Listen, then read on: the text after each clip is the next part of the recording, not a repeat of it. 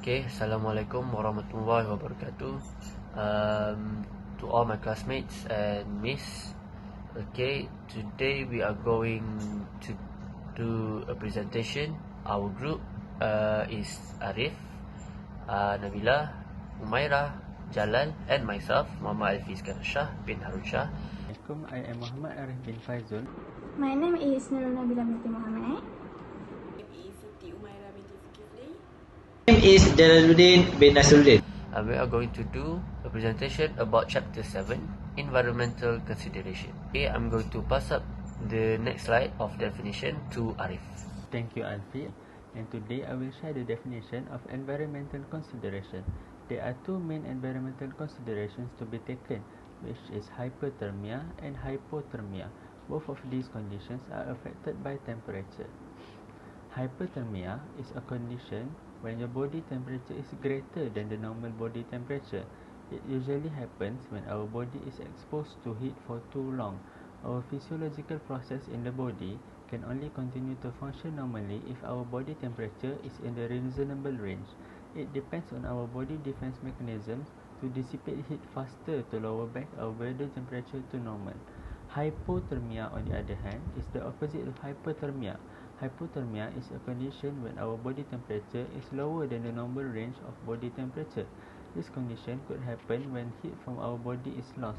For example, is when we fall into a freezing lake or exposed to a cold weather for too long. Our first defense mechanism is shivering, but shivering will cease when the temperature falls below 30 degrees Celsius to 32 degrees Celsius.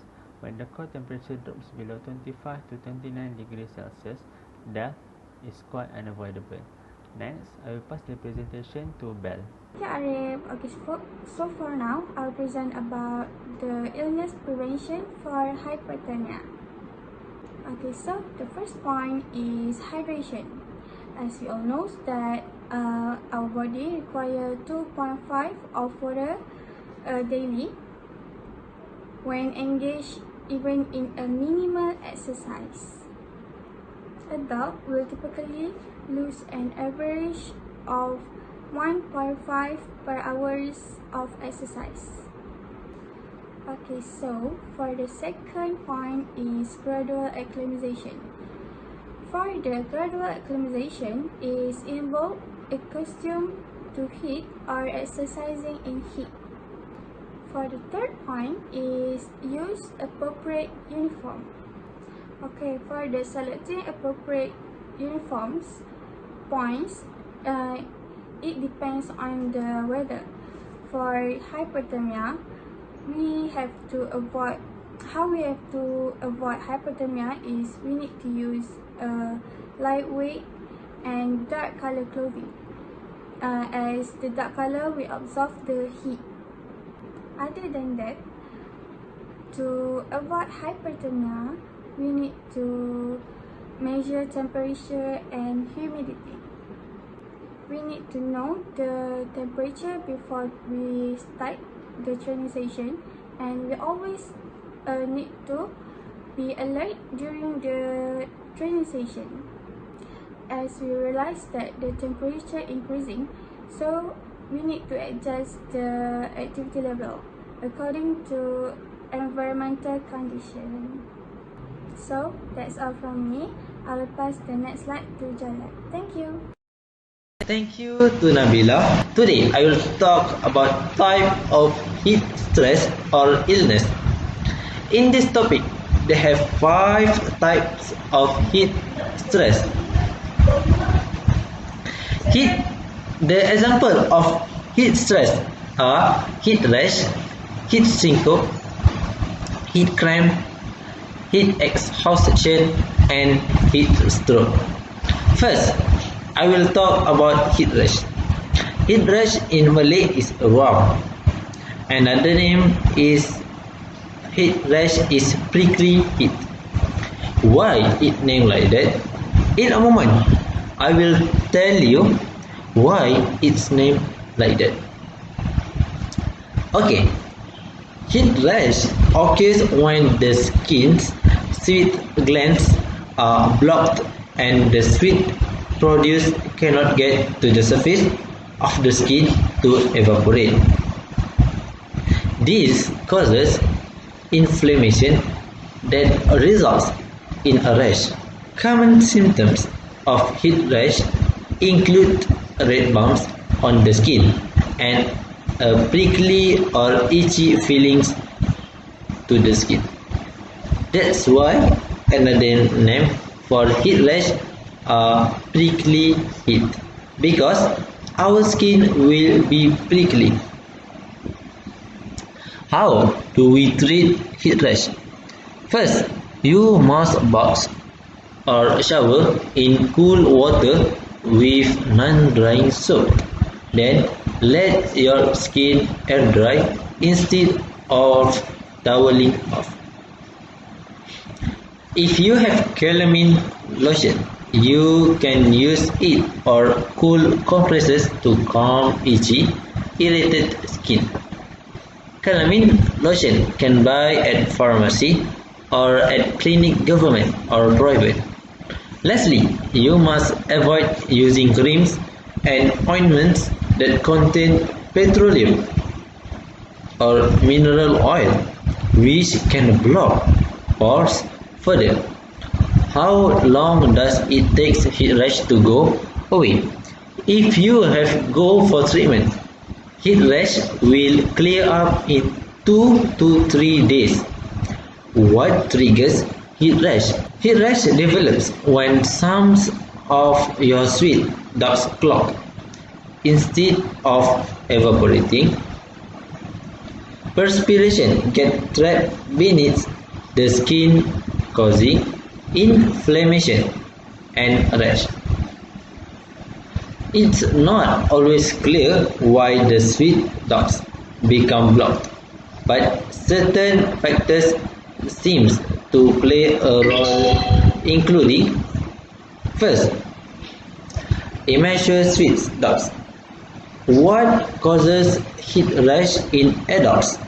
You can develop heat rash when your pores become blocked and sweat can't escape. The cause of heat rash is often friction on the surface of the skin. Adults usually develop heat rash on the parts of their bodies that rub together, such as between the inner thighs or under the arms. Next, heat syncope.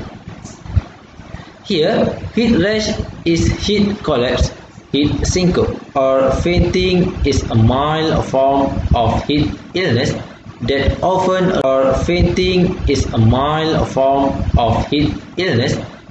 often results from physical exertion when it is hot.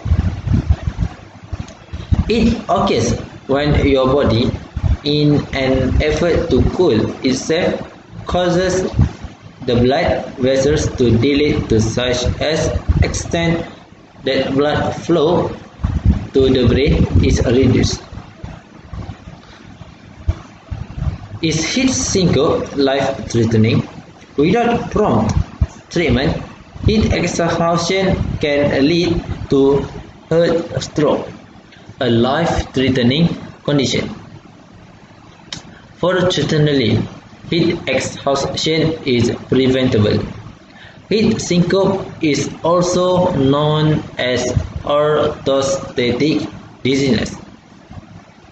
This refers to a fainting episode that someone can experience in high environmental temperature, usually during the initial days of heat exposure. The basic treatment for heat syncope is like that.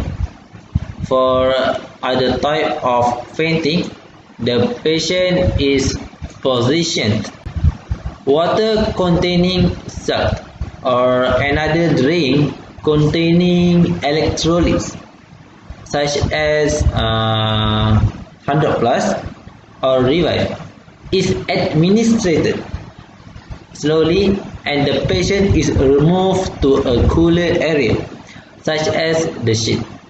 Then heat cramps. Heat cramps, a type of heat illness, are muscle spasm that results from a loose or a large amount of salt and water through exercise. Heat cramps are associated with cramping in the abdomen, arms, and calf. This can be caused by inadequate consumption of fluid or electrolytes. If you suspect heat cramps, you must rest briefly and cool down. Second, drink clear juice or an electrolyte containing sport drinks. Practice gentle range of motion stretching and gentle massage of the affected muscle group. If cramping in the abdomen, arms, and calf, this can be caused by inadequate consumption of fluid or electrolytes. If you suspect heat cramps, you must rest briefly and cool down. Second, drink clear juice or an electrolyte containing sport drinks. Practice gentle range of motion stretching and gentle massage of the affected muscle group. Lastly, don't resume strenuous activity for several hours or longer after heat cramps go away. There are many signs and symptoms of heat cramps, usually include heavy sweating, fatigue, thirst, and muscle cramps. Prompt treatment easily prevents heat cramps from progressing to heat exhaustion. The heat cramps fact is heat cramps are the least serious of the three, but they still may be very painful. The next slide to Arif. Thank you, Jalan. Now I will share about the stages of hypothermia. The first stage is our body will start shivering. Shivering is a method of our body defense mechanism to produce heat so our body can gain heat to normalize the body temperature. The second stage is apathy and decreased muscle function. Our muscle will slowly loses its function. Firstly, it will affect only fine motor functions such as moving our finger, but eventually, if not treated, it could also affect gross motor functions like walking and raising our hand. The third stage is decreased level of consciousness. Our sight will be blurry and possible freezing of the extremities. The fourth stage is decreased vital signs. Heart rate and respiration rate will be decreased to an extreme level. And lastly, if not treated, the patient may die. Next, I will pass the presentation to Umaira. Thank you, Arif. Okay, next slide is about prevention of hypothermia. Okay, so as you guys know, hypothermia is caused by prolonged exposure to very cool temperature. So when you expose to cool temperature, your body begin to lose heat faster than it produces. So there is 4 ways to prevent from hypothermia. So the first one is wearing hat. So if you didn't wear hat when you exposed to outside, you may feel dizziness, you feel blackouts, amnesia, and unconsciousness. So by wearing hat will keep you safe and protect against the wind and rain. Okay, for the second one is warm up. Warm up is very needed. For example, you apply warm dry compress to the center of body, which is neck, chest, and groin. Okay, next is stay out wind and rain. So when your body temperature can drop to a low level at temperature of 10 Celsius or higher in wet and windy weather when you expose to wind and rain. Okay, the last one is eating carbohydrate rich foods. Carbohydrates are your body's main source of energy. For example, eat banana, oats, red meat and drink coffee. All of these can help you raise your body temperature and make you feel warmer. For the next slide is first aid kit for hypothermia. There's 3 first aid kit for hypothermia. The first one is move the victim to the warm, sheltered place. Body victim is begin to lose heat faster than it produces. So the victim need to move to a warm or sheltered place to prevent from feel dizziness and amnesia. The second one is the remove wet clothing, then cover with layer of dry clothing. The last one is check the victim's vital signs to make sure the victim is in good condition. So the next slide I will pass to Alfie. Okay, thank you Umaira for the presentation for the previous slide. Okay, my name is Muhammad Fizkan Shah bin Harun Shah, and I'm going to present on common injuries for hypothermia. For example, there are 3 things. That is, first the foot trench, second is the frost nip, and the third is the frostbite. Okay, for the foot trench is the condition that result from your feet being so wet and cold for a long period of time. So when you like in a cold environment, and your feet are wet, when it gets wet too long, it will cause the tissue skin will get to like be more softer than usual. So the sign and symptom for it is blisters, redness, and coldness. When your feet are sometimes you feel so cold that you start to shivering, and that is redness when your feet is, instead of being white and peachish, so it's going to be reddish. So, and if it's going for too long, the skin will pop up and blisters a bit. Okay, that's for the foot trench. For the other one is frost nip. Okay, for the frost nip, freezing of the skin surface occurs with high wind, severe cold, or both. So frost nips. Frost nip is more like before frostbite. So when if it's too long, frost nips will become frostbite. Before frostbite, it's become frost nips. So to treat this, try to gently and firmly put pressure on the skin, and try to blow some warm air or put something that is warm on the injured part, on the frost nip part, so that it can be counterintuitive for when your feet are, for example, your hands are cold. So try to put a bit of pressure on your hands, or put something warm. For example, like if you are in a natural environment, so you don't have anything that is warm, you can put it between your armpits, because that is one of the place that is warm enough for a human body can produce. So other one is frostbite. So frostbite is way dangerous than what you may think, because it damages the tissues resulting from the prolonged exposure to extreme cold. Okay, this is, for example, when you had and dry ice or liquid nitrogen, put it on your hand. For example, if it's liquid nitrogen, if you put it on your hand or dry ice, you hold it for a long period of time, but it will cause the hand to be red and feel like it's burning, even though it's cold, but it's still the sensation is feeling like burn. So when it occurs, when you got this type of like this type of injury, so it will going to swell up, because the skin will contract too much and causes swelling. So for you to treat it, you need immediately remove anything that is so cold from your hands or anything part of your skin.